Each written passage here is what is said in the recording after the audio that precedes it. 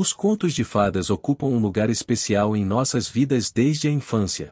As histórias para dormir são uma tradição que remonta a um modo de vida antigo, onde as pessoas, depois de um árduo dia de trabalho, acendiam a lareira e reuniam-se à volta do fogo à medida que a noite se aproximava, quando todos já tinham comido e estavam satisfeitos. Nessa época, histórias eram contadas. Há algo muito terreno nisso, algo que contém uma rica fonte de nutrientes para nossa alma. A palavra humano e humildade vem da palavra latina humus, que significa terra. A humildade é considerada a maior virtude. Aqueles que são exaltados são humilhados e aqueles que são humilhados são exaltados. A lareira era parte integrante de uma casa, que o conceito tem sido usado para se referir a uma família, como em O Lareira e Casa. Os contos de fadas fascinam-nos e dão-nos uma sensação de calor e de regresso à casa que vem do reino mítico da imaginação, um complemento necessário à nossa vida cotidiana. Somos fundamentalmente criaturas contadoras de histórias e podemos aprender muito refletindo sobre os contos de fadas ouvidos na infância. Parecem quase mágicos porque nos conectam com emoções profundamente enterradas que não conseguem encontrar expressão na vida exterior. Porque à medida que crescemos, o mundo da imaginação é evitado pelos nossos pares, considerado improdutivo e inútil. Somos assim levados a seguir um caminho linear de estudo, trabalho e casamento. Isto torna-se perigoso quando é demasiado unilateral e o arquétipo da eterna juventude dentro de nós é reprimido. A vida humana torna-se uma existência mecânica na qual a magia da infância, da brincadeira, da beleza e da criatividade nos deixou, e a vida parece prosaica e sem sentido. E quando não conseguimos encontrar sentido, ficamos entorpecidos com prazeres de curto prazo, que parecem, por um momento, preencher o nosso vazio interior. Os contos de fadas podem nos dar a sensação de que não estamos sozinhos nas lutas da vida. Os humanos têm enfrentado estas lutas de uma forma ou de outra desde o início dos tempos, e os contos de fadas representam esta preocupação fundamental da condição humana. Quando lemos sobre heróis lutando contra dragões, isso reflete nossa própria experiência de vida com nossos próprios dragões representando as provações e tribulações da vida, uma parte difícil, mas necessária, de nosso caminho em direção ao nosso eu ideal. O tesouro adquirido é o que nos impulsiona para a autorrealização. Ao nos compreendermos melhor, podemos compreender melhor os outros e o mundo que nos rodeia. Cada um de nós recebe um chamado à aventura que podemos aceitar ou rejeitar. Podemos enfrentar as dificuldades que nos darão acesso a novos tesouros, ou fugir e correr o risco de cair no abismo da ansiedade, da depressão e da falta de sentido. Portanto, quando somos confrontados com dificuldades, não devemos ter a certeza de que se trata de um acontecimento negativo. Podemos abrir lugares escondidos na nossa alma e revelar riquezas secretas. Como um agricultor que está arando o campo, mas um dia o seu arado prende em alguma coisa e o seu trabalho é interrompido. Mas então ele descobre uma entrada secreta para uma caverna subterrânea cheia de tesouros. Depois de descobrir o tesouro enterrado, temos a tarefa de integrar estes profundos reinos de beleza na nossa vida cotidiana. Os problemas podem interromper a nossa jornada por boas razões que talvez não compreendamos imediatamente. Personagens como o lobo malandro em Chapeuzinho Vermelho, o sapo falante em O Rei Sapo, a bruxa malvada em João e Maria, ou Rapunzel, a donzela de cabelos compridos da torre, ou a princesa e a ervilha, provavelmente permanecerão em nossa imaginação por toda a vida. As aventuras que os contos de fadas descrevem muitas vezes refletem os desafios que enfrentamos em nossas jornadas.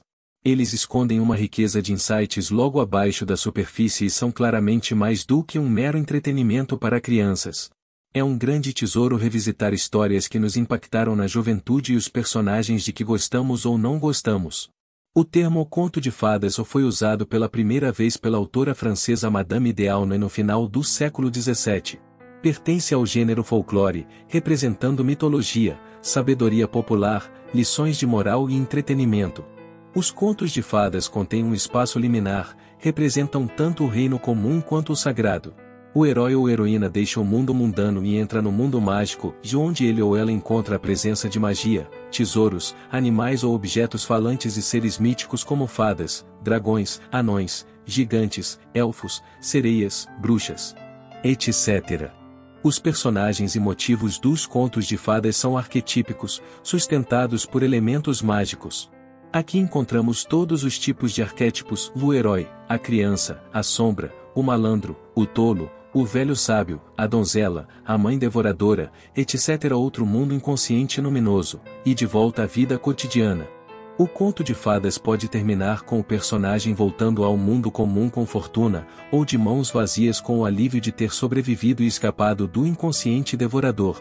Quando o conto de fadas termina no reino mágico, geralmente representa a perda trágica do indivíduo, sendo engolido pelo inconsciente.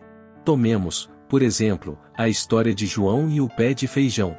Muito pobre para comprar comida, sua mãe diz a Jack para vender sua única vaca. Ele troca por alguns feijões mágicos, mas quando chega em casa, sua mãe fica furiosa por ele não ter vendido por dinheiro e joga os feijões fora. No dia seguinte, cresceu um enorme pé de feijão. Ele sobe e chega a um reino no céu, onde moram um gigante e sua esposa. Ele pede comida e a esposa gentilmente lhe dá um pouco. Quando o gigante chega em casa, sente o cheiro do sangue de um inglês e quer matá-lo, mas a esposa avisa que não há ninguém ali. Jack rouba um saco de moedas de ouro do gigante e desce novamente. Ele vai mais 2 vezes e rouba uma galinha que põe ovos de ouro e uma harpa mágica que toca música sozinha. Ao roubar a harpa, ela clama por seu mestre, e o gigante corre furiosamente atrás de Jack. Mas João rapidamente desce pelo pé de feijão, pega um machado e o corta. O gigante cai e morre, e Jack e sua mãe agora eram muito ricos e viveram felizes para sempre. Coloquialmente, o termo conto de fadas ou é usado para descrever algo com um final ingenuamente feliz ou algo irreal que é apenas um produto da imaginação. Psicologicamente, porém, os contos de fadas refletem a nossa paisagem interior e os personagens podem representar aspectos da nossa própria personalidade. À medida que desenvolvemos uma consciência mais profunda de nós mesmos, muitas vezes descobrimos que as histórias revelam um novo simbolismo e significado que até então estavam ocultos. Personagens sinistros ou perversos podem representar aspectos nossos que foram negligenciados ou rejeitados. A floresta profunda e escura é uma representação comum dos elementos sombrios internos, tudo o que está dentro de você e que você não conhece. Os monstros vivem na floresta. A natureza selvagem reflete partes de nós mesmos que nunca são totalmente domesticadas, mas sempre um tanto perigosas. Este lugar misterioso e assustador esconde o tesouro difícil de alcançar. Todos nós temos que cruzar esse caminho sombrio em nossas vidas. Nossa primeira reação é desejar poder evitá-lo. No entanto, em retrospectiva, muitas vezes percebemos que foram momentos extremamente valiosos que nos forçaram a descobrir partes desconhecidas de nós mesmos. Os contos de fadas ocorrem tanto na forma oral quanto na literária. Na tradição oral, muito mais antiga, os contos de fadas mudavam um pouco cada vez que eram contados, e assim, surgiram muitas variantes locais. É notável que muitos contos tenham sobrevivido sem serem escritos, graças ao poder de contar histórias. Na forma literária, acredita-se que o conto de fadas indo-europeu O Ferreiro e o Diabo remonta à Idade do Bronze. É sobre um ferreiro que faz um pacto com um ser malévolo, mais tarde chamado de Diabo, vendendo sua alma por poder sobrenatural e, em seguida, enganando a entidade maligna para obter seu prêmio. Isso lembra a barganha faustiana. Muitos dos contos que conhecemos hoje, como João e o Pé de Feijão, A Bela e a Fera e Rumpelstiltskin, têm raízes em contos mais antigos que remontam a milhares de anos. Antes do rádio e dos jornais, as histórias despertavam grande interesse da população, e pode-se imaginar como surge um conto popular. Outra teoria sobre a origem dos contos de fadas é que eles são resquícios de literatura degenerada. Até aos séculos 17 e 18, os contos de fadas eram, e ainda são em sociedades primitivas remotas, contados tanto a adultos como a crianças. Costumavam ser a principal forma de entretenimento de inverno nas populações agrícolas. Contar contos de fadas tornou-se uma espécie de ocupação espiritual essencial. Às vezes disse que os contos de fadas representam a filosofia da roda de fiar. A sua atribuição ao berçário é um desenvolvimento tardio, que provavelmente tem a ver com a rejeição do irracional e o desenvolvimento da perspectiva racional. Eles passaram a ser considerados absurdos, contos de velhas e bons o suficiente para crianças. Só recentemente redescobrimos o seu imenso valor psicológico. Para muitas pessoas, os contos de fadas ou os sonhos não precisam ser analisados com precisão, mas podem ser distorcidos, como não se trata de material científico. Podemos muito bem girar um pouco em torno dele, escolher o que nos convém e descartar o resto. Essa mesma atitude estranha, pouco confiável, não científica e desonesta prevaleceu por muito tempo em relação aos contos de fadas. As adaptações modernas de contos de fadas geralmente omitem muitos detalhes estranhos ou horríveis presentes nas versões originais. Os irmãos Grimm foram os primeiros na Alemanha a colecionar contos de fadas e despertaram interesse em outros países para fazerem o mesmo. Eles escreviam contos de fadas literalmente, contados pelas pessoas ao seu redor, mas mesmo eles às vezes não resistiam a misturar algumas versões. Eles foram honestos o suficiente para mencionar isso em notas de rodapé ou cartas. Mas eles ainda não tinham aquela atitude científica que os escritores e etnólogos do folclore moderno tentam ter, de anotar uma história literalmente e deixar buracos e paradoxos nela. A coleção de contos de fadas publicada pelos irmãos Grimm foi um tremendo sucesso. Deve ter havido um forte interesse emocional inconsciente, pois em todos os países as pessoas começaram a fazer uma coleção básica dos seus contos de fadas nacionais. Imediatamente todos ficaram impressionados com o enorme número de temas recorrentes, que surgiram repetidamente em diferentes países. Com isso começou a busca pelos vestígios de uma velha sabedoria. Em seu ensaio On Fairy Stories, o escritor inglês J.R.R. Tolkien vê os contos de fadas como aqueles que aconteceram em Faerie, um reino encantado, com ou sem fadas como personagens. Os celtas os chamam de gente pequena ou gente boa, mas também existem fadas más. Na lenda irlandesa, acredita-se que o Changelin seja uma fada humana que foi deixada no lugar de uma criança roubada por outras fadas.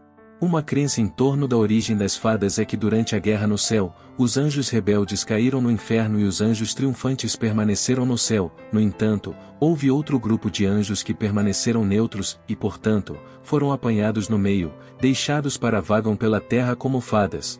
Através do uso da fantasia, o leitor pode vivenciar um mundo consistente e racional, sob regras diferentes das do mundo normal. Os contos de fadas podem proporcionar consolo moral ou emocional, através do seu final feliz. Tolkien cunhou a palavra eucatástrofe, boa catástrofe, para descrever uma reviravolta repentina nos acontecimentos em que o protagonista é salvo do que parece ser uma destruição inevitável. Essa virada ou repentina cria um efeito de alegria muito mais poderoso e comovente em contos sérios de fadas. A analista junguiana Marie-Louise von Franz concentrou grande parte de sua vida no estudo dos contos de fadas, e pode muito bem ser considerada a primeira pessoa a descobrir e demonstrar a sabedoria psicológica dos contos de fadas. Ela escreve: os contos de fadas são a expressão mais pura e simples dos processos psíquicos inconscientes coletivos. Portanto, o seu valor para a investigação científica do inconsciente excede o de todos os outros materiais. Eles representam arquétipos em sua forma mais simples, básica e concisa. Nesta forma pura, as imagens arquetípicas nos fornecem as melhores pistas para a compreensão dos processos que ocorrem na psique coletiva. Nos mitos ou lendas, ou em qualquer outro material mitológico mais elaborado, chegamos aos padrões básicos da psique humana através de uma sobreposição de material cultural. Mas nos contos de fadas há muito menos material cultural consciente específico e, portanto, eles refletem os padrões básicos da psique com mais clareza. Mitos como Ulisses e Hércules expressam o caráter nacional da civilização em que se originaram, a saber, a Grécia. Muitas vezes têm uma forma mais bonita do que os contos de fadas, de modo que alguns estudiosos são seduzidos a dizer que o mito é o grande acontecimento e o resto são apenas restos miseráveis.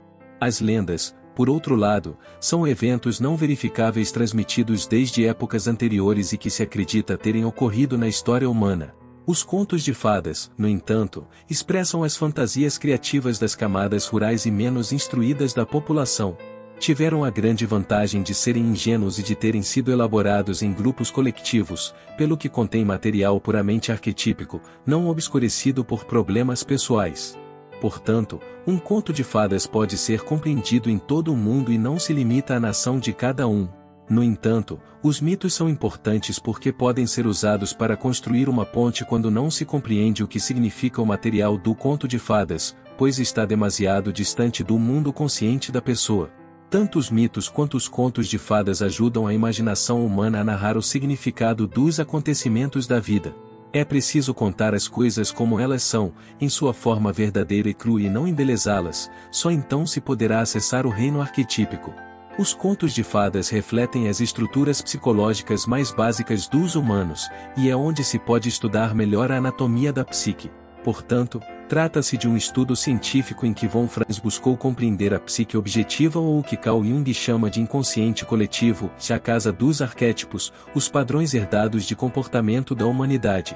Por outro lado, temos o psiquismo subjetivo ou inconsciente pessoal, conteúdos de aquisição pessoal que foram reprimidos ou esquecidos. Este é o lar de grupos de ideias ou imagens complexos e carregados de emoção. Os dramas ocorrem principalmente no inconsciente pessoal, enquanto os contos de fadas representam o inconsciente coletivo. Ambos, porém, constelarão complexos e arquétipos. A visão subjetiva permite encontrar a imagem pessoal que está contida em suas emoções, proporcionando uma saída para conflitos inconscientes. Mas é preciso ir mais longe e olhar para além de si mesmo, para encontrar o seu lugar nas imagens primordiais da humanidade, a visão objetiva. Os incidentes no reino mágico dos contos de fadas são fundamentalmente semelhantes às experiências oníricas, na medida em que o mundo encantado representa o inconsciente. Como diz Jung, durante o sono consultamos o eu de 2 milhões de anos que cada um de nós representa. Uma das principais práticas da psicologia junguiana é a amplificação. Quando esgotamos as associações pessoais das imagens no nosso inconsciente, e sejam elas o resultado de sonhos, arte ou imaginação ativa, e os contos de fadas podem ajudar-nos a compreender melhor o seu conteúdo simbólico, porque amplificam os conteúdos pessoais para o inconsciente coletivo. No livro vermelho, Jung fala com uma princesa durante a imaginação ativa, ela lhe diz: seja razoável, querido amigo, e não tropece agora no fabuloso. Pois o conto de fadas é a grande mãe do romance, e tem ainda mais validade universal do que o romance mais lido do seu tempo. E você sabe que o que está na boca de todos há milênios, embora repetido indefinidamente, ainda está mais próximo da verdade humana última. Portanto, não deixe que o fabuloso se interponha entre nós. Deveríamos usar a sabedoria dos contos para compreender os problemas que enfrentamos coletivamente, mas permanecer na questão coletiva e olhar para o conto de fadas é errar o alvo. Em vez disso, temos de olhar para o conto de fadas e depois para as questões contemporâneas. Embora os contos de fadas tenham mudado ao longo do tempo para se adaptarem à sociedade e às convenções culturais, os arquétipos permaneceram praticamente os mesmos. Von Franz nos diz que abordar o significado de um conto de fadas é como perseguir um cervo muito evasivo. Tal como acontece com um sonho, dividimos a história arquetípica em seus vários aspectos, começando pela primeira etapa, a exposição, tempo e lugar. Geralmente começam com o era uma vez, que é a temporalidade e a ausência de espaço, o lugar nenhum do inconsciente coletivo. Nesta terra da alma, quase sempre encontramos algum tipo de centro construído, um castelo, um palácio, uma casa de 4 cantos, ou um lago redondo com uma montanha ou ilha no meio. Os processos importantes acontecem neste centro, é aqui que tocamos no problema central do conto de fadas. Na segunda etapa, voltamo-nos para as dramatis personae, as pessoas envolvidas. Recomenda-se contar o número de pessoas no início e no final. Se um conto começa com o rei tinha 3 filhos, percebe-se que são 4 personagens, mas falta a mãe, pode-se suspeitar que a história trata de redimir o princípio feminino. A terceira etapa consiste em nomear o problema da história, como um velho rei que está doente. Por fim, na quarta etapa, vem a peripécia, a mudança repentina dos acontecimentos, os altos e baixos e o clímax da história, que termina com um final bom ou ruim. Assim como o sonho é a sua melhor explicação, e a interpretação do sonho é sempre menos boa do que o próprio sonho, também a interpretação dos contos de fadas e dos mitos é um obscurecimento da luz original que brilha no próprio material. Esta é uma crítica comum à interpretação junguiana. Porém, o método da não interpretação muitas vezes não é suficiente, pois a pessoa será como alguém que tem um baú cheio de tesouros, mas que perdeu a chave para abri-lo. E qual é a utilidade disso? Muitas vezes estes tesouros não são aproveitados e a vida das pessoas empobrece. A interpretação, contudo, tem de ser praticada, pois as pessoas tendem a interpretar os seus próprios sonhos e mitos dentro da estrutura das suas suposições conscientes. A maneira de verificar se uma interpretação é satisfatória é se ela ou se encaixa em alguém, e observar os sonhos para ver se eles vão na mesma direção, ou se falta algo que deve ser trazido à consciência. O psicólogo pode ajudar a fornecer uma visão objetiva, para que a pessoa encontre a chave para desbloquear seu tesouro interior. Mas o trabalho deve finalmente ser feito pelo próprio paciente. Von Franz escreve: sempre digo aos alunos para não aprenderem minha palestra, mas para tentarem interpretar eles próprios os contos de fadas, pois essa é a única maneira de aprender. A interpretação é uma arte, na verdade um ofício, que finalmente depende de você mesmo. As aulas onde todos interpretam o mesmo conto de fadas, são quase uma confissão e um teste de Rorschach ao mesmo tempo. Isso não pode ser evitado, pois você tem que colocar todo o seu ser nisso. Para Von Franz, uma das formas mais frequentes de origem das histórias arquetípicas é através de experiências individuais de invasão por algum conteúdo inconsciente, seja em um sonho ou em uma alucinação desperta. Aqui podemos ver como os rituais das tribos podem surgir a partir da experiência arquetípica de um indivíduo, e se o impacto for suficientemente forte, há necessidade de espalhar o segredo pessoal e não guardá-lo para si. Foi a nossa estrutura psíquica que produziu esses símbolos. As pessoas não têm ideias, e ideias têm pessoas. A experiência é considerada pelo xamã como uma visão que pertence à tribo, o indivíduo era apenas o portador da mensagem. Encontramos muitos contos de animais. Porém, embora os personagens sejam animais, são ao mesmo tempo seres antropomórficos. Do ponto de vista psicológico, são animais simbólicos, pois o animal é o portador da projeção dos fatores psíquicos humanos. Em outras palavras, eles são humanos porque realmente não representam os instintos animais, mas os nossos instintos animais. Por exemplo, um tigre numa história é ganancioso ou não é a verdadeira ganância do tigre que é representada, mas a nossa própria ganância tigresa. Então, é um tigre antropomórfico. Estes representam uma das formas mais antigas e básicas de contos arquetípicos. Crianças abaixo de uma certa idade preferem histórias de animais, porque outras histórias com princesas e demônios exigem muitas explicações. Mas se você disser, o cachorro disse ao gato, eles ouvirão com mais atenção. Portanto, parece ser o material básico, a forma mais profunda e antiga de conto. Os contos de fadas são vitais para o nosso processo de individuação, onde o inconsciente é conhecido e integrado à consciência, e a pessoa se torna ela mesma. Este é o objetivo de todos os humanos na psicologia junguiana. Diferentes contos de fadas fornecem imagens médias das fases da individuação, de integração da sombra, integração da anima ou do animus, lidar com as imagens arquetípicas do pai e da mãe, etc. Todos são valiosos, pois todos apontam para o eu. Von Franz afirma, depois de trabalhar por muitos anos neste campo, cheguei à conclusão de que todos os contos de fadas se esforçam para descrever um único e mesmo fato psíquico, mas um fato tão complexo e de longo alcance e tão difícil para nós percebermos. Em todos os seus diferentes aspectos, são necessárias centenas de contos e milhares de repetições com variações de um músico até que esse fato desconhecido seja entregue à consciência, e mesmo assim o tema não se esgota. Esse fato desconhecido é o que Jung chama de self, que é a totalidade psíquica de um indivíduo e também, paradoxalmente, o centro regulador do inconsciente coletivo. Cada indivíduo e cada nação tem os seus próprios modos de experienciar esta realidade psíquica. Se alguém confia e segue a sua voz interior, mesmo que isso o coloque em conflito com a opinião predominante, deixa-se guiar pelo inconsciente e a viagem às profundezas recompensa-o com riquezas inesperadas. Esta é talvez a luta central em todos os contos de fadas, e é representada como a grande jornada, a busca aventureira para encontrar o tesouro difícil de alcançar. Na sessão seguinte veremos alguns contos de fadas, o primeiro incluirá uma interpretação e os demais não terão, para que você mesmo possa refletir sobre eles. As 3 penas. Era uma vez um rei que tinha 3 filhos, dos quais 2 eram espertos e sábios, mas o terceiro não falava muito e era chamado de Simplório. Quando o rei ficou velho e fraco e pensava em seu fim, ele não sabia qual de seus filhos herdaria o reino depois dele. Então ele lhes disse, daquele que me trouxer o tapete mais bonito será rei. Então, ele soprou 3 penas no ar e disse, você irá enquanto elas voam. Um voou para o leste, o outro para o oeste, mas o terceiro voou direto para cima e não voou muito, mas logo caiu no chão. Os irmãos zombaram de Simplório, que foi forçado a ficar onde estava. Ele sentou-se e ficou triste, mas notou que havia um alçapão perto da pena. Ele levantou-o e desceu os degraus. Havia uma porta e ele bateu nela. Ele viu um grande sapo, com uma multidão de sapinhos, e Simplório pediu-lhe um tapete fino, e ele o recebeu. Ele agradeceu e foi embora. Os dois irmãos que achavam que o irmão era tão estúpido que não traria nada, não se preocuparam em procurar e pegaram alguns lenços.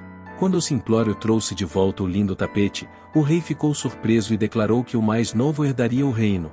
Mas os outros dois não deixaram o pai ter paz e disseram que Simplório, a quem faltava entendimento em tudo, não poderia ser rei. Então, o rei fez um novo acordo e disse: daquele que me trouxer o anel mais lindo herdará o reino.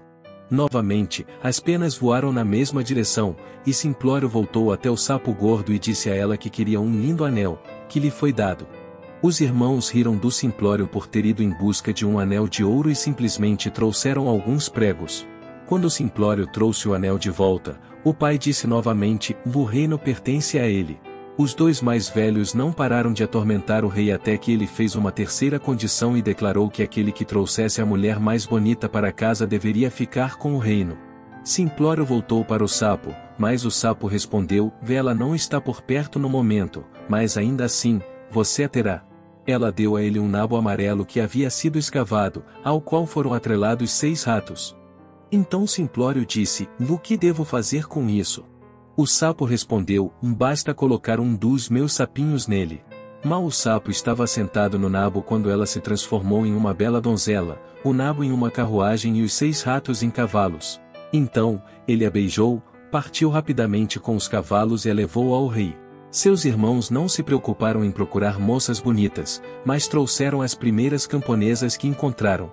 O rei declarou que o seu reino pertence ao seu filho mais novo. Mas os dois mais velhos continuaram reclamando com o rei e exigiram que aquele cuja esposa conseguisse saltar através de um anel pendurado no centro do salão tivesse preferência. As camponesas, que eram fortes, pularam, mas eram tão robustas que caíram e quebraram braços e pernas. A linda donzela, porém, saltou levemente como um cervo. Então, ele recebeu a coroa e governou com sabedoria por um longo tempo. Podemos começar nossa interpretação deste conto de fadas observando logo no início que o rei tem 3 filhos e o mais novo é um tolo. Muitos contos de fadas começam com um pai e 3 filhos, ou uma mãe e 3 filhas. Muitas vezes, mas nem sempre, podemos relacionar esta estrutura quádrupla com os tipos psicológicos de Jung: pensamento, sentimento, sensação e intuição. Se o pensamento é a função dominante, o sentimento é a função inferior. O rei representa a função consciente e dominante, enquanto o mais jovem costuma ser a função inferior, sendo desprezado, ignorado ou ridicularizado.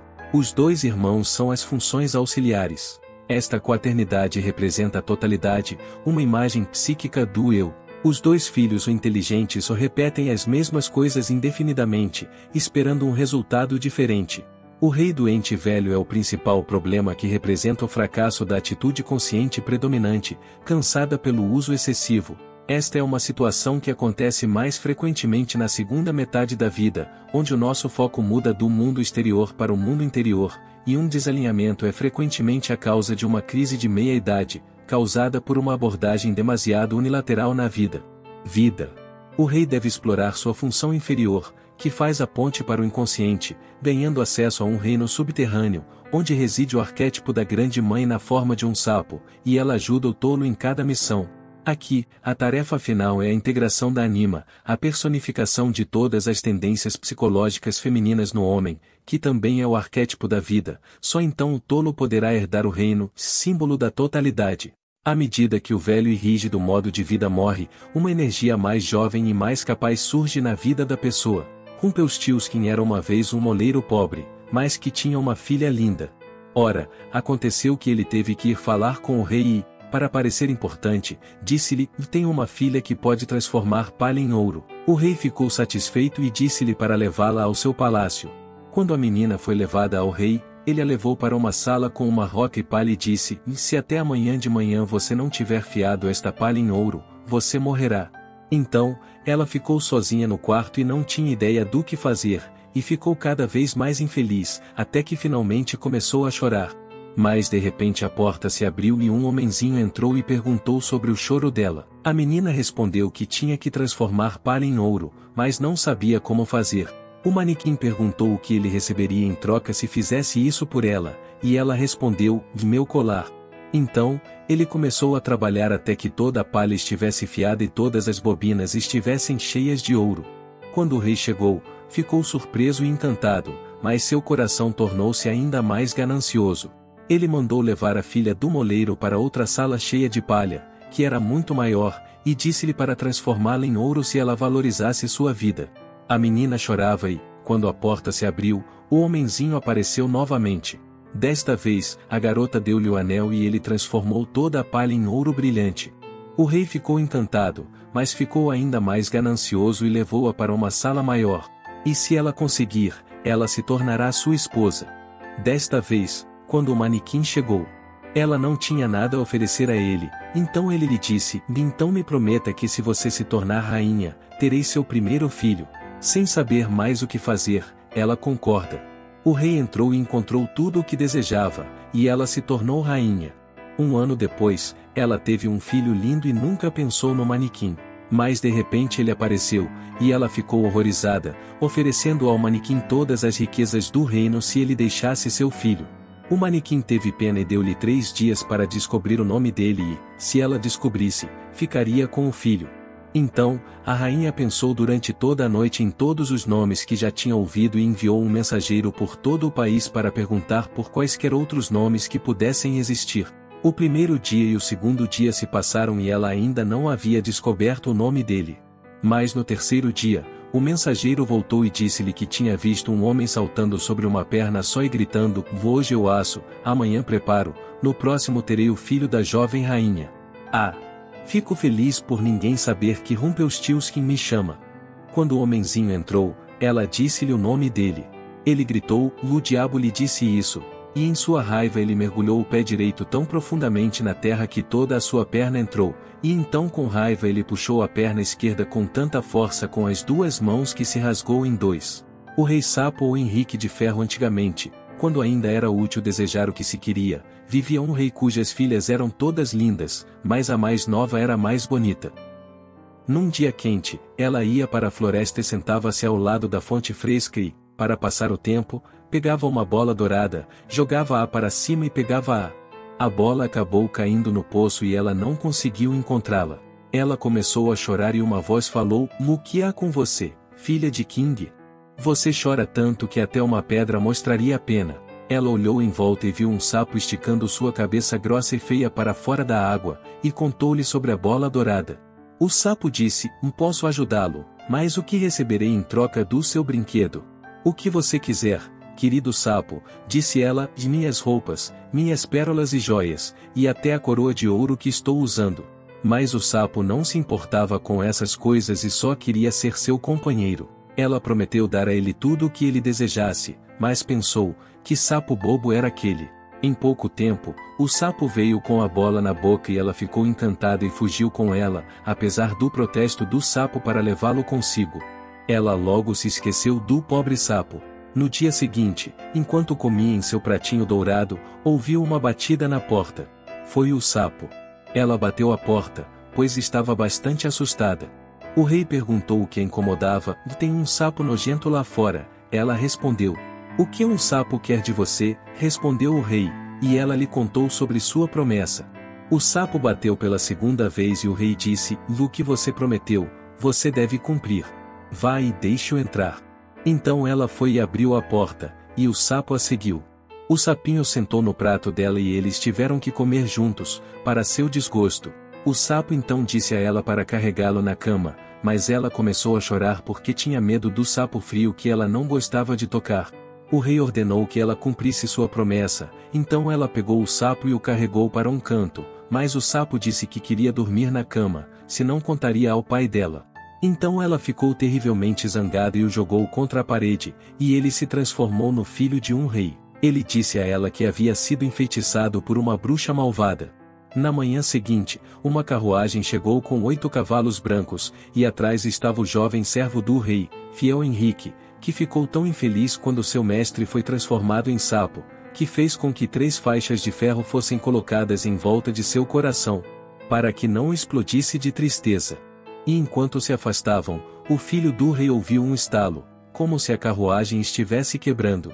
Mas eram apenas as amarras que brotavam do coração do seu servo, porque o seu senhor foi libertado e estava feliz. A bela e a fera, um rico comerciante viúvo, mora em uma mansão com seus 12 filhos, 6 filhos e 6 filhas. A mais nova delas é uma garota chamada Bela, inocente e gentil, em contraste com suas irmãs, que são cruéis e egoístas. O comerciante acaba perdendo todas as suas riquezas em uma tempestade, na qual a maior parte de sua frota mercante afunda, e a família é forçada a viver em uma casa modesta e trabalhar para ganhar a vida. O comerciante descobre que um de seus navios mercantes sobreviveu e chegou ao porto e decide ir procurá-lo. Ele pergunta aos filhos se eles querem que algum presente seja trazido de volta. As filhas mais velhas pedem roupas finas e joias, enquanto Bela lhe diz para fazer uma boa viagem. Seu pai insiste que ele deveria trazer algo para ela, e ela finalmente diz a ele para trazer uma rosa para ela. O comerciante parte e logo se perde em uma forte tempestade. Ele chega à terra e encontra um castelo onde não há ninguém em casa, mas tem uma mesa cheia de comida e bebida, da qual ele se entrega. Na manhã seguinte, ele pensa em trazer seus filhos para o castelo, mas antes de partir, colhe uma rosa do jardim, e imediatamente uma fera aparece e tenta matá-lo. Ele implora por sua vida e diz que só colheu a rosa para dá-la à filha mais nova. A fera o deixa ir, mas em troca uma de suas filhas deve ocupar seu lugar. Chateado com esta constatação, o comerciante não tem escolha. A besta lhe dá joias e roupas finas para seus filhos. Ao chegar em casa, o comerciante entrega a rosa à filha, mas informa-a do preço terrível. A beleza decide de boa vontade ir para o castelo. Ela é recebida com uma grande cerimônia ao chegar, e a fera lhe dá todo tipo de roupas e comida. Todas as noites, a fera pede a Bela em casamento, mas é recusada todas as vezes. Após cada recusa, porém, Bela sonha com um belo príncipe por quem começa a se apaixonar. Ela não percebe que a fera é o príncipe e, em vez disso, acredita que o príncipe está trancado no castelo. A Bela procura por toda parte, mas não consegue encontrá-lo. Eventualmente, ela fica com saudades de casa e diz à fera se ela pode ver sua família novamente. Ele permite com a condição de que ela retorne exatamente 2 meses depois. No entanto, ela fica mais tempo e imagina a fera morrendo sozinha. Ela corre para o castelo e o encontra à beira da morte. Bela percebe que o ama e vai buscar água em uma fonte para dar-lhe de beber. Naquela noite, ela concorda em se casar com ele e, ao acordar ao lado dele, descobre que a fera se transformou no príncipe de seus sonhos. Ele estava sob uma maldição que só poderia ser quebrada encontrando o amor verdadeiro, apesar de sua feiura. João e Maria, perto de uma grande floresta, moravam um pobre lenhador, sua esposa e 2 filhos. O menino se chamava Ansel e a menina Gretel. Certa vez, quando a grande escassez atingiu a terra, os pais não podiam mais obter o pão de cada dia. O homem diz à esposa: como devemos alimentar nossos pobres filhos? A madrasta decide que eles deveriam abandoná-los na floresta ou então todos morrerão de fome, embora o pai tenha dificuldade em deixar seus amados filhos sozinhos na floresta. As crianças, que não conseguiam dormir porque estavam com fome, ouviram o que a madrasta disse. Com a ajuda das pedras brancas que João levou consigo, eles conseguiram encontrar o caminho de volta para casa na noite seguinte. Foram recebidos com raiva pela mãe, enquanto o pai se alegrou com o retorno deles. Não muito tempo depois, o processo se repetiu. Desta vez, as crianças tentaram salvar-se com a ajuda de migalhas de pão espalhadas, mas estas foram comidas pelos pássaros e perderam-se. No terceiro dia, avistaram um pássaro branco como a neve pousado em um galho e o seguiram, até chegarem a uma casinha feita de pão, bolo e doces. Eles começaram a comer partes da casa até serem recebidos por uma senhora muito idosa. Boa comida foi colocada diante deles. Mas ela era na verdade uma bruxa má, que construiu a casinha para atrair as crianças, alimentá-las e depois comê-las. Na manhã seguinte, a velha trancou Ansel em um pequeno estábulo e Gretel teve que cozinhar para engordar o irmão. Todas as manhãs Joãozinho tinha que enfiar o dedo no estábulo para que a bruxa pudesse sentir se ele havia engordado o suficiente para comer. Mas ele tirou um ossinho e isso enganou a velha, pois ela tinha problemas de visão. Ela ficou surpresa por ele não estar engordando. Sua fome aumentou e ela não podia mais esperar, então ela ordenou que Gretel rastejasse até o forno para verificar o calor, mas a bruxa queria trancá-la e cozinhá-la. Gretel percebeu o que ela tinha em mente e disse: "Não sei como entrar." "Ganso bobo", disse a velha, "a porta é grande o suficiente, olha só, eu posso entrar sozinho." Então Gretel deu-lhe um empurrão que a empurrou para dentro, fechou a porta de ferro e trancou o ferrolho. E a bruxa ímpia foi miseravelmente queimada até a morte. João e Maria se abraçaram e dentro da casa da bruxa havia baús cheios de pérolas e joias, com as quais encheram os bolsos. Eles finalmente chegaram à casa dos pais e viram o pai, que não conhecia um happy hour desde que partiram. A mulher, porém, estava morta. A bela adormecida ou Rosa Briar nos tempos antigos, viviam um rei e uma rainha que lamentavam dia após dia não terem filhos, e mesmo assim não tinham nenhum. Um dia, enquanto a rainha estava tomando banho e pensando em seu desejo, um sapo pulou para fora da água e disse-lhe: "Seu desejo será realizado, e antes que o ano passe você terá uma filha." Como o sapo havia dito, assim aconteceu, e nasceu uma menina tão linda que o rei quase perdeu o juízo, mas ordenou que fosse realizada uma grande festa, para a qual convidou parentes, amigos e conhecidos, e todas as mulheres sábias que são gentis e afetuosas com as crianças. Mas como havia 13 mulheres sábias em seus domínios, e ele tinha apenas 12 placas de ouro para elas, era preciso ficar em casa. Assim que a festa terminou, as mulheres sábias presentearam a criança com seus presentes maravilhosos, de virtude, beleza, riquezas e assim por diante, e mais assim que 11 entregaram seus presentes, a 13ª senhora interveio de repente. Ela estava tremendamente apaixonada porque não havia sido convidada e, sem cumprimentar ou olhar para ninguém, exclamou em voz alta: "A princesa vai se picar com um fuso no seu 15º aniversário e morrer." Todos ficaram aterrorizados, mas então a 12ª fada se aproximou, porque ela não podia afastar o desejo maligno, mas apenas amenizá-lo. Ela disse: "Ela não morrerá, mas cairá num sono de 100 anos de duração." O rei, que naturalmente desejava proteger seu filho, ordenou que todos os fusos do reino fossem queimados. Mas aconteceu que no dia em que a princesa tinha apenas 15 anos, o rei e a rainha não estavam em casa e ela ficou sozinha no castelo. A donzela olhou em todos os lugares como quis e encontrou uma porta com uma chave enferrujada e a abriu. Uma velha estava sentada com um fuso, fiando linho. "Que coisa é essa que gira tão alegremente?" perguntou a donzela, e ela pegou o fuso para tentar fiar. Mal ela fez isso quando a profecia se cumpriu, pois ela espetou o dedo, e naquele mesmo momento ela caiu de costas na cama que estava perto, em um sono profundo. Este sono estendeu-se por todo o palácio e todas as pessoas, animais e atividades foram interrompidas e até o vento parou de soprar. Ao redor do palácio começou a crescer uma espessa sebe de sarças que a cada ano crescia cada vez mais, até que o castelo ficou completamente escondido da vista. Então se espalhou pela terra uma lenda sobre a bela donzela Briar Rose, e de vez em quando vinham príncipes tentando penetrar a cerca viva do castelo, mas não foi possível, pois os espinhos os seguravam como se fossem mãos. Os jovens, incapazes de se libertar, morreram miseravelmente. Depois de 100 anos, quando Briar Rose acordou novamente, um jovem príncipe aproximou-se da sebe e os espinhos transformaram-se em flores, que por sua própria vontade abriram caminho para ele passar e novamente se fecharam atrás dele. Ele foi até um quarto onde Briar Rose dormia e a beijou. Todo o lugar acordou e a atividade recomeçou. Eles se casaram e viveram felizes e contentes. Os contos de fadas permitem-nos ver o nosso próprio mundo a partir da perspectiva de um mundo diferente. Isto não é uma fuga da realidade, mas um enriquecimento da vida. Como escreve Tolkien, foi nos contos de fadas que adivinhei pela primeira vez a potência das palavras e a maravilha das coisas, como a pedra, a madeira e o ferro, a árvore e grama, casa e fogo, pão e vinho. Nosso mundo está cheio de magia e maravilhas, para quem tem olhos ver, e cabe a nós despertar para a verdadeira beleza da vida. Os contos de fadas dizem que as maçãs eram douradas apenas para refrescar o momento esquecido em que descobrimos que eram verdes. Eles fazem os rios correrem com vinho apenas para nos fazer lembrar, por um momento selvagem, que eles correm com água. Se você é uma pessoa que está à procura do seu desenvolvimento pessoal, Recomendo fortemente o Manual Estoico, nele há exercícios diários que auxiliará você a se desenvolver no mínimo 1% ao dia.